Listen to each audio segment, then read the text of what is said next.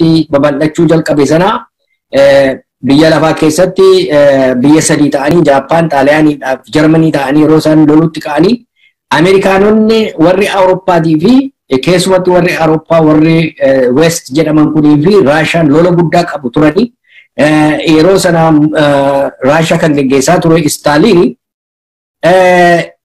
lola guddaa haa qabaatan iyyuu malee Hitler ka'ee biyya lafaa cafaquudhaaf akka inni jedhe sadii ta'anii biyya lafaa moo'uudhaaf biyya lafaa harka isaanii jala gashachuudhaaf waan ka'aniifi amma kun nun baasu hariiroo tokko uummanne nama kana ofirraa rukunni ofii keenya garaagarummaa keenya xumuranna kan jedhuudhaan walitti dhufanii walii galanii rukutan. Kuni haaraa miti waan nama dhibu wayyaanee fi shaabiyaani dhugaa dubbachuudhaaf yeroo darbanii wal dha'u darbanii walii wajjin hojjetu yeroo baay'ee walii wajjinii lolan. Maaliifi dhibbaa dhibbatti waliin galanii waliin jaallatanii garaagarummaa baay'ee qabu turan. Durumaa kaasanii seenaadhuma isaanii yoo galagalle ilaalle. Garuu dargiin humna guddaadhaan waan qophaa'ee dhufee fi walii galanii dargii kuffisan. Booddee immoo walii wajjin hojjechuu hin dandeenye gargar yaa'anii biyya mataa isaanii ijaarratanii jechuudha. Inni kun Itoophiyaa jedhee inni Eertiraatti jedhee gargar bahe. Maal jechuudha? Diina ofii walii wajjin rukutuun barbaachisaadha. Seenaa tureedha. Kuni waan haaraa har'a Oromoon uumee ittiin hojjechuu yaalaa jiru jechuuti jechuudha barbaada. Egaa uummata Oromoo biratti hariiroon kun haala adda addaatiin fudhatame. Kaan itti gammadanii jiranii kan sodaaf yaaddoo irraa qabanis ni jiru. Olola PP ammaaf achumatti dhiifnee yoo waa'ee yaaddoo uummata Oromoo isa dhugaa irratti xiyyeeffanne wayyaaneen waggaa 27f miidhaa guddaa Oromoo irraan gahaa ture. Dargaggoo ajjeesaa jaarsolii keenya mana hidhaatti guuraa uummata keenya lafa isaarraa buqqisaa ture. Diina uummata Oromoo kan ta'e viidiyoo kanayyuu isaantu nurratti jaare. Kanaaf Oromoon TPLF yookiin wayyaanee irraa jila guddaa qaba. Ati yaaddoo uummata kanaaf deebii maalii qabda? Waan kaleessa ta'e boof deebii akka hin dhufne yoo gaarantii maaliitu jira? Daani'eel. Baay'ee gaarii. Gaaffii gaariidha. Kuni gaaffii barbaachisaadhas. Ilaa wanti beekuun nurra jiru nuyi poolitikaa keessa jirra. Poolitikaa hojjetaa jirra. Poolitikaa jechuun immoo hamma danda'ametti intirestii ofii fedhii saba ofii hamma danda'ame eeggachuudhaan to'annoo jala oolfachuudhaan ilaallachuudhaan poolitikaa hojjetama. Poolitikaan kun yeroo hojjetamu diinaa wajjinis akka itti hojjetamu jira. Firaa wajjinis akka itti hojjetamu jira. Har'a wayyaaneenii waggaa 27 jennee haasofnu malee ummati Oromoo immoo achuma jira jechuus miti. Guddinni hin jira, dagaaginni hin jira, dammaqiinsi hin jira. Ummati Oromoo isa waggaa 27 dura hin jiru har'a. Isa gaafa sana yeroo isaan galanii sana hin jiru har'a. Bakka sanatti nagartu. Kana yeroo jennu haala yeroo sana turee fi haalli har'a jiru tasuma wal arguu hin danda'u. Haalli yeroo sana ture ummati Oromoo qophii hin qabu, dhaaba hin qabu, dhaabi ture maqaadhaaf malee dhaabayyuu jedhamuu hin danda'u. Dhaaba karaa dura goree ummati Oromootiin karaa gadhiisaa jedhee shaabiyaaf wayyaanee biyya keessa gadhiiseedha. Ummati hidhannoon qabu, waboon geggeessaa hin lolla jedhu hin qabu. Kan isaan agarsiisaa turanii dimokiraasiidha, lolan barbaannu, nagaadhaan fixanna isa jedhu duwwaadha haasaan kan ture. Ummati immoo dammaqiinsa hamma kanaan qabu ture. Ummati immoo akkuma jirutti eliitii Oromoo irratti hirkataa ture. Qeerroon yeroo sana hamma kana hin dammaqne har'a kan jiru qeerroo dammaqe, qeerroo hidhate, uummata dammaqe, uummata dantaa mataa isaatii to'achuudhaaf harka isaa jala gashachuudhaaf uummata dammaqee qophaa'ee jirudha uummati Oromoo. Isa duwwaa miti. Asirratti nagaadhaan waraanni tun ta'in nagaadhaan jedhan yeroo sanaa itti garuu yeroo sanas waboo wajjiniin galanii humna waraanaatu ture humna waraanaa wajjiniin galanii isa kana akkamitti ilaalta? Yeroo sanas achan tureeni isa baay'ee viidiyoo irratti dhiyeesseera. Yeroo wayyaanii waraana bantuyyuu ittiin tokkosina karaarraa goraa kaampiitti galaa nagaadhaan hojjechuu dhufne illollu karaa gadhiisaa warra jedhutu ture. Waboon harka hidhamee ture, miilla xaxamee ture. Yeroo eeguma isaanii warri hogganoota baqatanii ba'anii booddee waboon qobaa isaan lolate Wallagga keessattis Harargee keessattis. Ragaa guutuutu jira kanaaf. Kanaaf rakkina guddaa rakkina hoogganaa qabna ture yeroo sana. Uummati keenyas balaa guddaa keessa seene. Har'a garuu muuxannoo kana hundumaa kuufatee jira uummati Oromoo. Uummati Oromoo tokkoffaa gaaraantii isa jetteefi dammaqiinsa uummata Oromoo sadarkaan har'a irra jiru gaaraantii tokko. Lammata waliigaltee nuyi gara fuulduraatti goonu attamitti waliigaltee akkamii akka goonu sana gaaraantii kan ta'uu danda'u. Arfaffaa har'a wabooni hamma danda'ame lafa ofii daangaa ofii to'achuudhaaf hamma danda'ame hojjechuu sanatu gaaraantii ta'a. Oromoon waliigalee gar tokkotti luucca'ee waboo jala hiriiree lolachuutu gaaraantii ta'a. Waboo deeggaruutu gaaraantii ta'a. Elementiin kun hundumtuu guuteennaan kun hundumtuu gaaraantiidha. Rakkinni akka kanaan dura akka hin dhufne. Tokko kan karaa kan warra diinaa immoo yeroo ilaallu jarris immoo uummati Oromoo isa taankii hamma funyaanitti hidhate meeshaa hamma funyaanitti hidhame qeerroof qarreen Oromoo ka'anii harka duwwaa kanaan dura ari'anii biyya isaaniitti gashan. Jarri kun yeroo dhufanii qabatan lola isa tokko hamoo ammalee bara baraan namni lolaa jiraatu namni maayinooritiin bara baraan lolaa hin jiraatu. Biyyi kun tasgabbaa'eetu kana booddeedhatu kan inni nama miidhuu jalqabu. Kanaaf yeroo sanaa yoo fira qabaate malee yoo nagaadhaan nu wajjin jiraachuu barbaade malee akka hin dandeenye argeera TPLF'n. Har'a kombineeshinii dhumtii waraana TPLF kan jedhamu asachiin jiru jedhanii TDF'dha. Waraana saba Tigraay. Nuyi saba Tigraay difeendi gochuudhaaf saba Tigraay irraa diina qolachuudhaaf deemaa jirra. Hariiroo haaraadha jechaa jiru. Kanaaf sabi Oromoo kana chaansii kennuufit irra jira. Waan badii kanaan dura hojjetameef eega diina nu fuuldura jiru kana ofirraa kaafne booddee isa booddee taa'anii waboonii fi jarri kun taa'anii haasa'uu danda'u. Kana jechuudha gaaraantiin. Kan biraa dhuguma wayyaaneen balleessaa hin goone hin jenne balleessaa godhaniiru. Balleessaa guddaadha jedhee kan hin fudhadhu ilmaan nafxanyaa OPDO afaan Oromoo haasa'u walitti guuranii saba keenyarra kaa'uun isaanii balleessaa guddaadha. Kanarraas akka haasa'anitti akka jedhanitti waan baratan fakkaatu jirra. Isa duwwaamin waggaa 27 wayyaaneen achi keessa turee fi har'a OPDO warri isaan uumanii deeman waggaa 3 keessa miidhama saba keenyarraan geesse ilaaluun hin danda'amu. Har'a inumayyuu jira kanatu miidhaa ture, nu balleessaa ture, nu ajjeesaa ture. Ammas kanarratti Baqqalee Garbaa wanta ni jedhe TPLF'n narreenne iyyuu OPDOdha kan nareebaa ture, kan ari'aa ture, kan ijoollee keenya qalaa ture OPDOdha jedhe.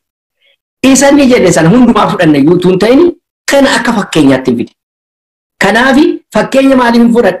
Waggaa 3 kana keessa balaa isaan uummata Oromoo irraan ga'anii waggaa 27 wayyaaneen turte caalaa irraan ga'an.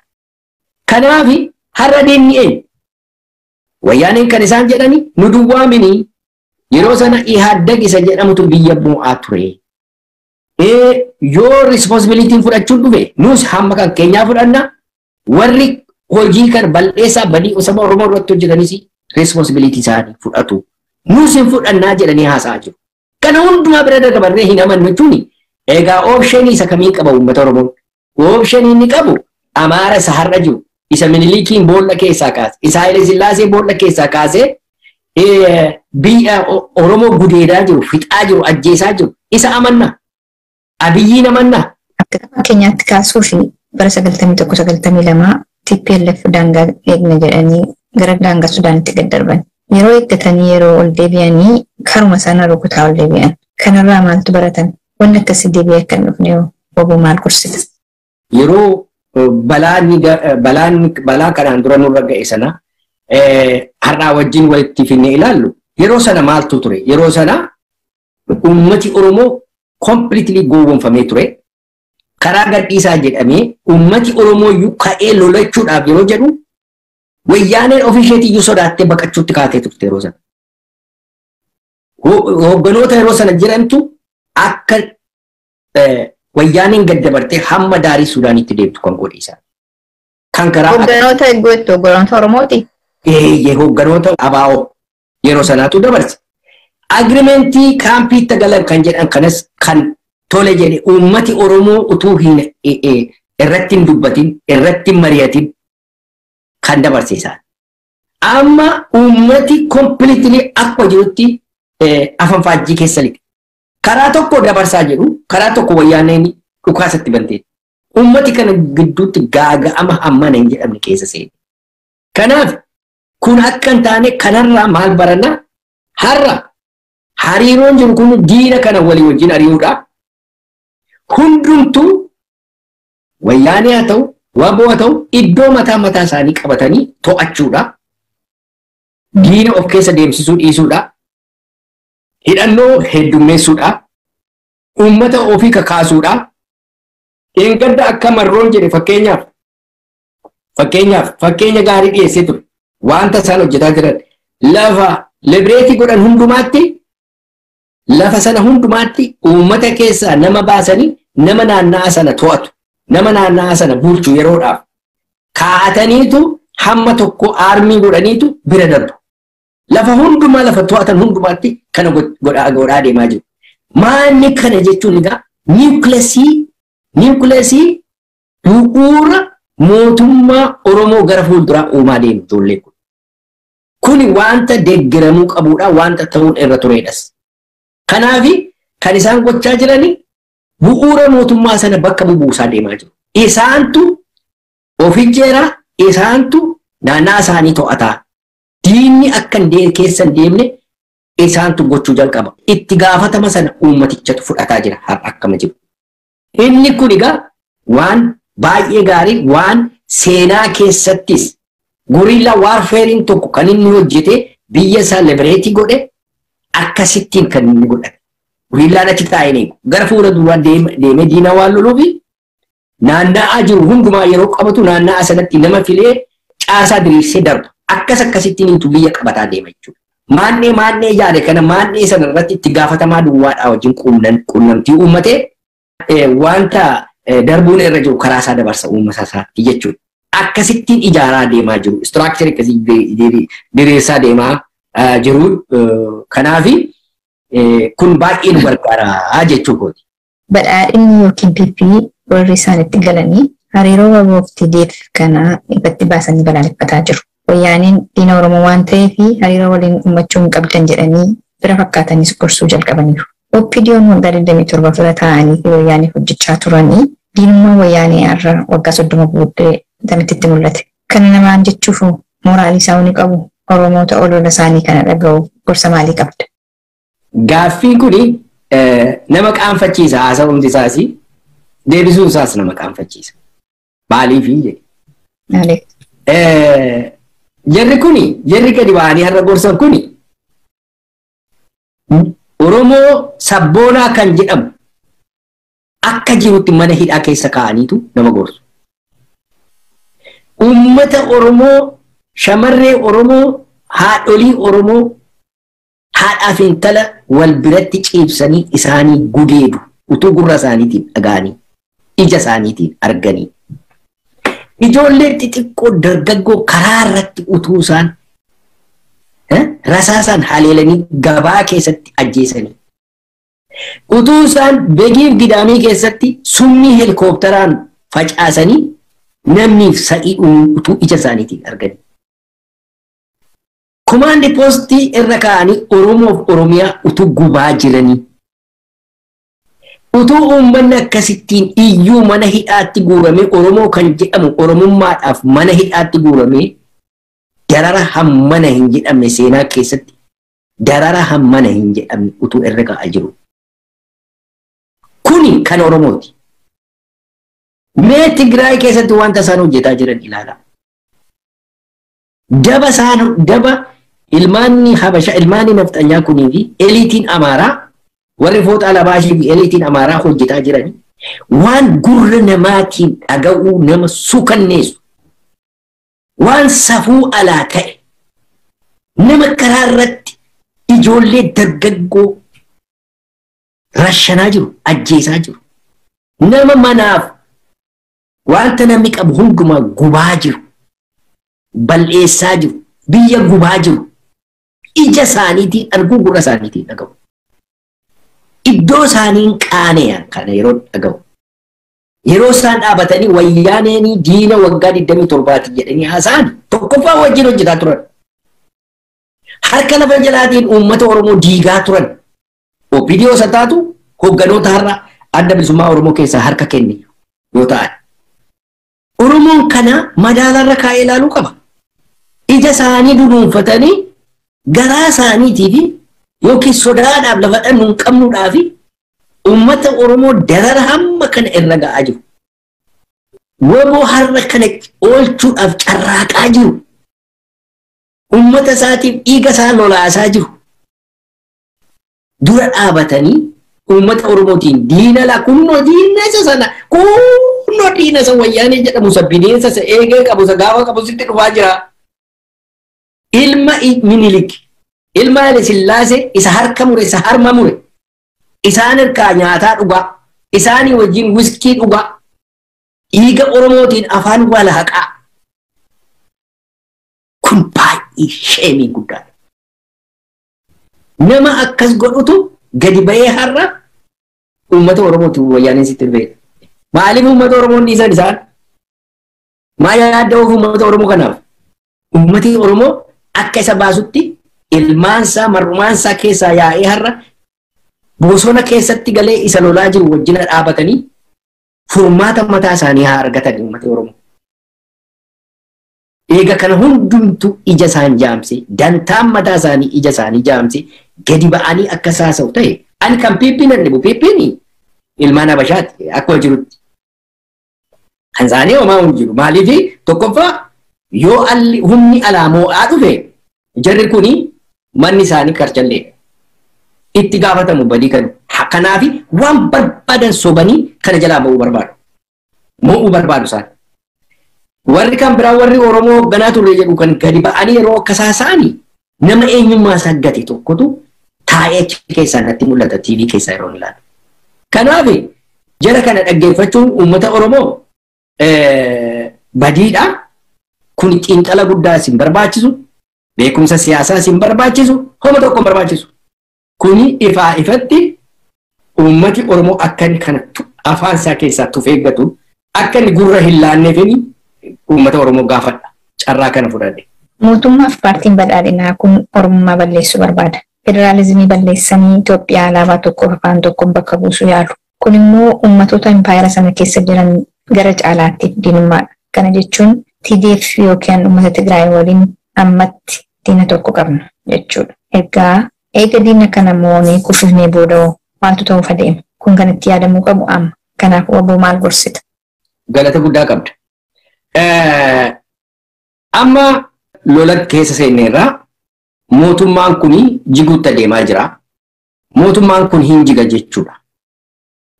Kanaaf mootummaan kun yeroo jigu maaltu ta'a? Waanuma addunyaa irratti ta'aa turetu ta'a kan biraa miti. Maaliif istiraakcharii federaalizimii sana lafa kaa'anii kanaan dura. Har'a uummanni kun kan inni irratti ijjeeramee jiru ethnic based federalismii mataa isaa naanna'aa isaa bulcheetu jiraataa ture.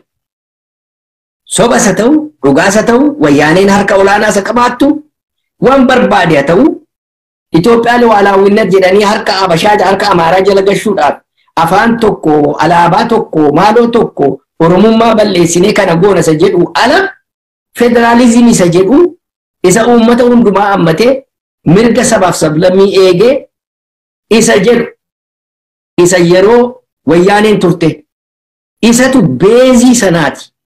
Beezii sana qabataniitu lolli laayinii kana irratti lolamaa jira. Oromoon kan isaa lolata, Tigreen kan isaan lolata kunoo Sidaamaan kaleessa ibsa baasanii lola kanatti dabalamaniiru. Sabaaf sablammoota keessaa kan biraan warri haaraan dabalamaa jiran warri Agaa'uu jiru, warri Qimaanti jiru, Gumuz jiru. Ethnic based line irratti kan inni lolamaa jiru. Jarri kun hundumtuu wal ga'anii egaa kuffisanii booddee referendamii godhanii uummati isaanii qooda fudhatee akka sagalee kennatu hamma godhamutti mootummaa transiitioniitu ijaarama. Kuni normaalii waan eegamuun irra jiru. Warri ethnic groups kun hundumtuu Qimaanta ta'u, Agaa'oo haa ta'u, Oromoo haa ta'u, Tigree haa ta'u, Sumaalee haa ta'u, Walaayitaa haa ta'u, Sidaamaa, Kulloo haa ta'u, Maaloo haa ta'u, hundumti kun qomoodhaan kan ijjeeramee ture hundumtuu walitti dhufeetu ga'amma transitionii tokko dhaabbata. Maqaa isaan kennaniif ani dhimma isaan qabu. Garuu maaliif transitioning kun barbaachise dhiifamaa bara 91 sana warri Eertiraadhaa yeroo maachii dhufanitu referendamii sana dhaabbatan transitionii keessattuu hin galin. Wanta akkasii carraan akkasii moo hin jiru? Eertiraani dhaaba tokko biyya tokko qomoo tokko nuyi jedhanii jalqaban. Eertiraa keessatti federaalizim wanti jedhamu exercise ni ta'e hin beeku. Eertiraa fi Itoophiyaan wajjiniin turan wajjinumaanitu jiraataa turan isa dura. Dargiin Eertiraas bushaa ture. Eertiraan paartiin Itoophiyaa turte. Gaafa achi lolanii dargii kuffisan garuu yoo wajjin jiraannes gargar baanes referendamii godhannaa jedhanii referendamii sana godhatanii gargar baan. Okay. Kan Oromoo maaliif akkas ta'uu hin danda'u jechuudha. Akkasuma ta'a. Maanni waggaa lama almost waggaa lama isaan fudhate isaan mataa isaanii referendamii qopheeffachuudhaaf. Hammasitti mootummaan hin barbaachisu. Oromooni figure out gochuudhaaf uummata isaatti tamittiin akka jaarmeessu akka itti organize godhatu yeroon isaan barbaachisu. Jarri kun wajjin wal lolanii dhufan yeroo walii biyyi walii wajjin waggaa 150 jiraate kuni biyya isaa yeroo ijaarratu yeroon hin barbaachisu. Biyya tasgabbaa'uun irra hin jiru. Nagadi kun itti fufuun irra hin jiru. Waan baay'eetu jiru. Waan baay'eetu involved. Dippiloomaasiin jira. Nagadi jira. Baankiingiin jira. Waan baay'eedhaan walitti xaxanii kaa'anii waggaa 100 meeqan. Kana gargar hiikuudhaaf yerootu barbaachisa. Tokko lammata immoo istiraakcharii dhumatti ittiin saba keetti dhiyaattu. Atamittiin akka jaarmisitu akka itti organizii godhattu inni mataan isaa yeroo barbaada. Kanaafitu yeroo xinnoodhaaf hundum isaanii uummata isaanii referendamii hamma dhiyeessanitti waliigalteedhaan biyya tasgabbeessanii biyya naanna'aa sana hundumaa tasgabbeessanii gara referendamiitti adeemuu qabu. Kanammoo already wayyaaneen murteeffatteetti. Si'a baay'ee keessa deebi'anii haasa'u. Warri uummata isaanii kabaju. Warri uummata isaaniitiif dantaa qabu. Warri uummata isaanii respecti godhan. Uummati isaanii qooda akka inni keessatti fudhatu. Waboonis immoo uummata Oromoo takkaayyuu qooda hin fudhanne sagaleen isaa hin dhaga'amne kan. Uummata sagaleen isaa hin dhaga'amin ture kan. Har'a ijoolleen isaa dargaggoon isaa kaatee akka gulantaa tokko qopheessite referendamiidhaan sagalee isaa akka dhaga'amu gochuudhaaf qophii qabaachuu qabdi waboon. Kanaafitu yeroon barbaachisaa jechuudha. Isa booddee egaa opshiniitu jira jechuudha. Federaalizimiidhaan itti fufuu yookiin immoo indipendensiidha yookiin immoo confederationiidha. Unitary government inni jedhamu form of government sana keessaa baasii gati. Garuu optionii nuyi qabnu either complete independence hundumtuu biyya mataa isaatii ijaarratee ollaa gaarii ta'ee jiraachuu yookiin immoo confederation yookiin immoo federation. Kana sadan keessaatu filataa jechuudha uummati.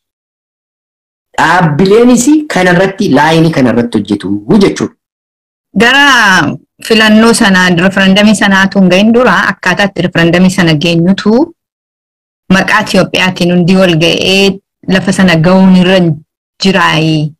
Maaliif warri Eertiraa yeroo sana jalatti Itoophiyaa jalatti hin deebine yeroo fudhatanii referendamii godhaniiru inni yeroo fudhachuun isaa waan beekamaadha. Garuu amma sanatti Itoophiyaa jalatti bitamaa hin turre. So haalli akka kanaa mijaa'uu hin danda'u maaliifitu walitti deebinee wajjiniin jiraachuun nu barbaachisaa. Furmaanni biraan jiru karaan itti referendamii sanaa fi mata mataatiin qophoofnu isa jedhudha gaaffiin kun. Ilaa Eertiraanii akka sila sitti hime entity tokko biyya tokko isaan akkas jedhanii lolatan. Nummoo federaalizimii jala turre.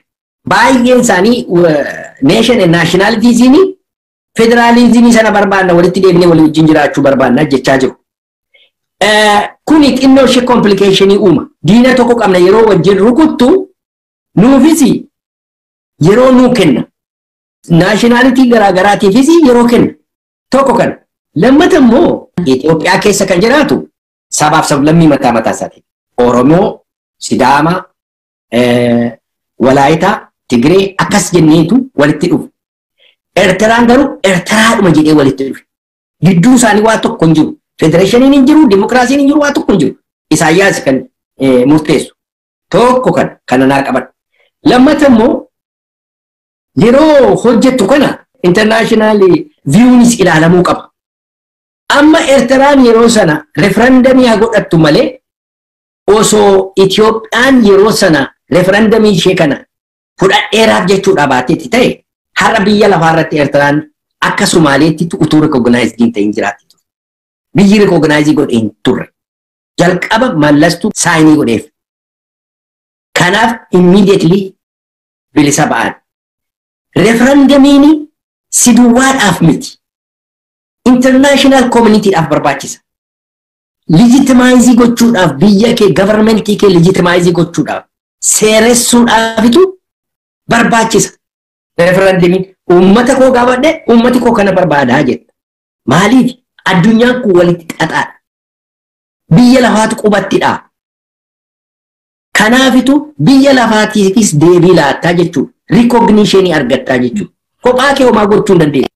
Amma transitionii sana maqaa isaan kennaniif iyyuu hin beekne. Maybe East African Coalition jechuu danda'u. Or East African Confederacy jechuu danda'u. Or East African transition jechuu danda'u. Ethiopian transition waan barbaadan jechuu danda'u.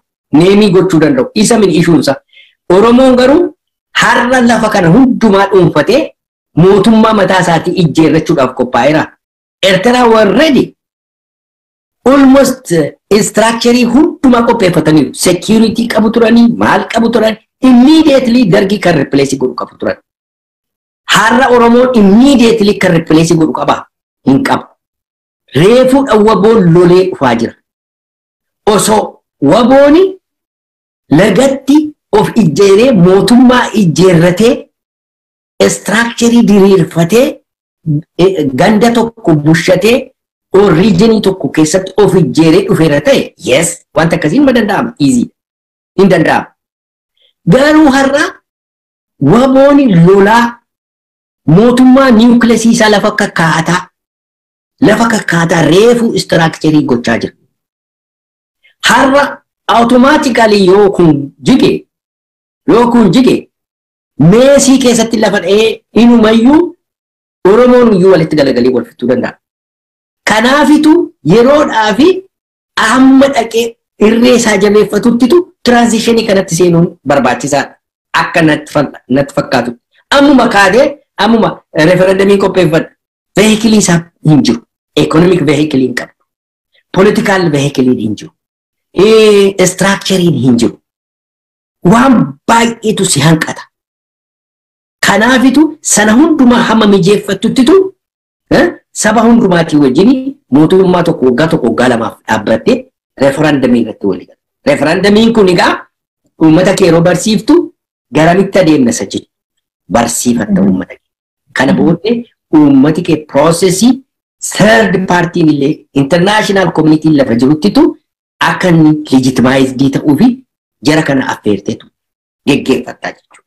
So qophii matu hin jiru malee nuunis waan nu dhowwu hin jiru jechuu keetiin. Otoo akka Eertiraa sana qophoofnee fidnee mootummaa ta'anii gargaarsa kana hundumaatiif mechanized brigade qabaannee infantry garaagaraa conventional army qabaannee eenyutu nutti dubbata. Namni nu gaafatu iyyuu hin jiru Finfinnee guyyaa tokkotti irra yaa'an akka galaana irraa fudhannee abbaan barbaade termii keenyaan nu wajjin diilii gootu jenna. Amma kun hin jiru lafa kun hin jirretti mootummaan kun immediately yoo kufe maal goonaadha. Obbo Daani'eel egaa hariiroon kun garamitti adeema? Waan baay'eellee irraa haasofnee jirra. Mee maaltu taana? Okay, wanti hafe yoo jiraate uummata Oromoo keessa sammuu isaanii keessa kan kaa'u barbaadu. Ilaa akka kootti akka naagalutti akka siyaasaan naagalutti federation waan jedhamu already wizara way godheera darbeera yeroo isaa. Dhugaadhumatti genuine federationiitu jiraata jedhanii warri hawwii godhanii jiraachuu hin danda'u. Maaliif? Federationiin si'a baay'ee maaliif jiga? Raashaa impaayiriin federeetii ture. Maaliif jigi? Qomoo tokkotu keessaa center piisii qabatee humna qabatee qomoo kan biraa moo'a. Hina cuuca. Ekonomiidhaan, gubboodhaan, maaloodhaan hina cuuca. Akkuma Tigireen goote kan. Qomoo tokkotu ka'ee moo'a. Irree isaa jabeeffatee jennaan warra kan biraa. Kun immoo shakkiidha uuma. Nation nationality gidduutti. Ammatu Oromoon dhaqee ani utuu Oromoon federationi dhaanaan Oromoo mootarra maaliif albuudaa keenya biyyi kan keenya majority nuyi ani rakkinan qabu kanarraa. Garuu gara fuulduraatti inuma diigamanni mataansaa rakkina guddaa Oromootti maaliif hinaaftuutu yaa beeresabiin kuni walaayitaan sidaamaan maaloon Oromoon nu caalaa fudhatee bajetii nuu kennuu didanii kanarratti lolli hinuma ka'a. Eventually. Kanaafi federation waan jedhamu waan abdii qabu miti. An akka Daani'eel kan hin barbaadu complete independence dha. Biyya ofii fudhatanii referendamiidhaani nagaadhaani ollaa nagaa ta'anii jiraachuu. Yoo immoo lakkii gargar hin baanu jedhanii maqaa Itoophiyaa jedhu sana geeddaranii East African Confederacy jedhanii fakkeenyaaf confederationiidhaani loose connection. Ila federationiini center strong periphery weak jechuudha. Mootummoonni naanna'aa marsanii jiranii federaal mootummaa federaalii waan marsanii kan jiranii laafoodha. Humnan qaban yeroo federationii ta'u. Federal government isa gidduu taa'utu more strong.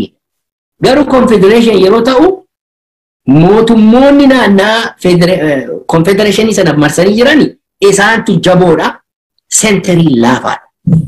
Akka barbaadan gochuu danda'u. Bajetii isaantu kenna, seera isaantu baasa, isaantu ajaja. Isaan eeguu jettu federal state. Sigalee kanaafitu confederationii second optionii kootinaaf. Second optionii confederacyidha.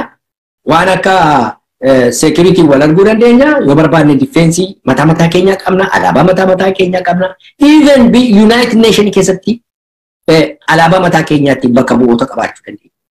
Mataa keenya yeroo jettu mataanii statein kan Oromoo warri walaayidaas dhimma mataa isaanii isaanis qabaachuu danda'u jechuudha. Garuu federated nation nationality kun kan mataa isaanii qabatu waan loose connection waan xiqqoodhaan wal argu waan bureaucratic structure xiqqoodhaan wal argu. Kanaafi seefiidha kuni. Hinaafaa fiduu hin danda'u, lola fiduu hin danda'u. Yoodhuma walii gidduutti rakkinni uumame riijenii nuti tokko fakkeenyaaf Sidaamaa keessatti Sidaamaa riijeniidhaaf magaalaa tokko hojii wal loluu baatan waluma isaanii gidduutti yoo rakkinni uumame malee rakkinni kan biraan jiraachuu hin danda'u. Kanaafitu maqaa Itoophiyaa jedhamu sana ofirraa haqanii gatanii East African Confederation jedhanii jiraachuun hin danda'ama. Jechuu kooti. Second option kooti. Filannoo keessa namatti